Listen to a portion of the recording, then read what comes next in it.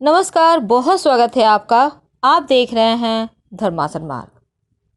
शरद पूर्णिमा पूरे साल के इंतजार करने के बाद आने वाली ये पूर्णिमा 16 कलाओं से सुशोभित चंद्रमा की अद्भुत छटा बिखेरने को तैयार अब हमारे जीवन में भी आनंद की होगी वर्षा। क्योंकि शरद पूर्णिमा के दिन, जिसको हम कोजागरी पूर्णिमा भी कहते हैं, इस रात पृथ्वी पर अमृत की वर्षा होती है। और शरद पूर्णिमा की रात आँखों की रोशनी बढ़ाने के लिए ऐसा माना जाता है कि चंद्रमा की रोशनी में सुई में धागे पिरोने का जरूर आपको प्रैक्टिस करना चाहिए।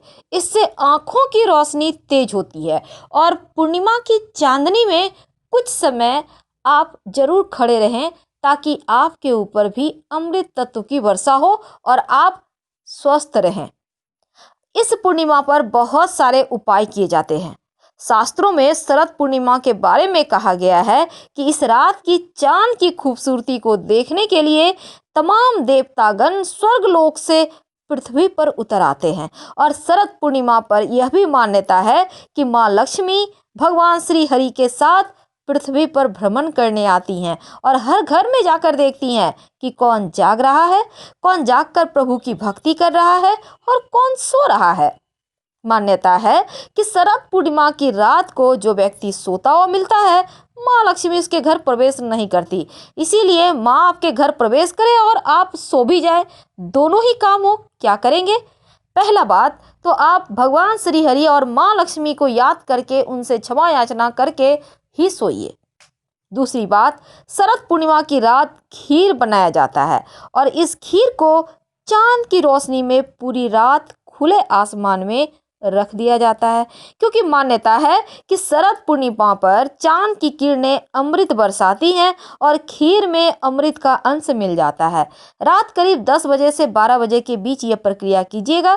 ज़्यादा नहीं, 2-4-5 मिनट के लिए आप रखिएगा, फिर आप घर ले आइए, सुबह में खाइएगा प्रसाद के रूप में।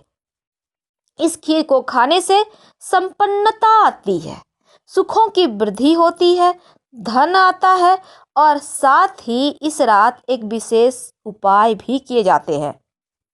देखिए, सबसे पहली बात तो सुपारी। आपने सुपारी का नाम सुना होगा।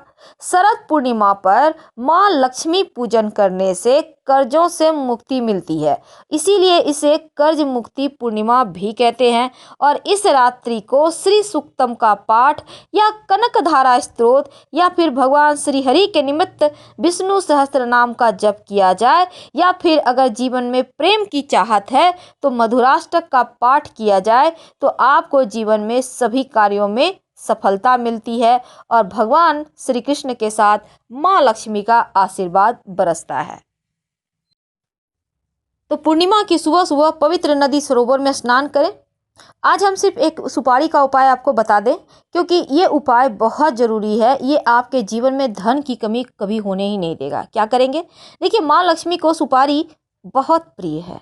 शरद पूर्णिमा पर जब सुबह सुबह स्नान वगैरह करके पूजा पाठ कीजिएगा, तो पूजा में एक सुपारी रखिएगा और इसके बाद सुपारी के ऊपर लाल धागा अच्छे से लपेटे। फिर उस सुपारी का पूजा करें अक्षत, कुमकुम, पुष्प से। और फिर उस सुपारी को भगवान को शुक्रिया कहकर अपनी तिजोरी में रखें। धन की कमी नहीं होगी, पूरे साल रहने दें, अगले साल इसको मिट्टी में दबा दीजिएगा तो आपको लाभ होगा। और इस दिन विशेष प्रयोग और भी किए जाते हैं, हम इसके लिए भी आपसे फिर मिलेंगे। हर हर महादेव। धन्यवाद।